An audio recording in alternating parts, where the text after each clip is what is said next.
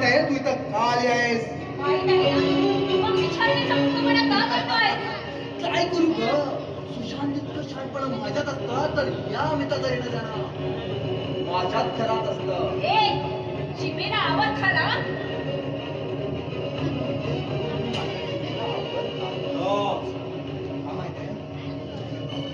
ऐकायला आवडतं आपल्याला. आवडतं ना? मग तुझी फालतू बडबड बंद कर आणि हॉटेलला लाव. पुन्हा तोच मालकीचा प्रश्न.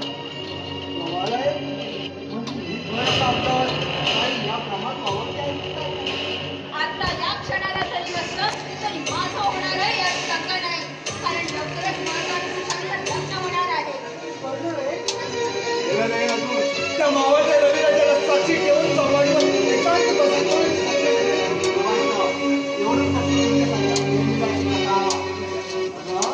अगाऊ वर्तमान काळात राहून भविष्याचे स्वप्न रंगविणं खूप सोपं तुझ्या त्या म्हणजे काय म्हणायचं मी तुला? मी समजले नाही. समजेल असं मी बोलत नाही आणि मी जे करतो ते समजल्याशिवाय राहत नाही.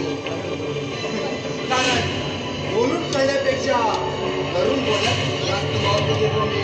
पण तुझ्या या भाजी गोष्टीला मी महत्व देत नाही. हे महत्वाचं नाही ग. कारण स्वतःपेक्षा महत्व मी कुणालाच दिलं नाही आजपर्यंत.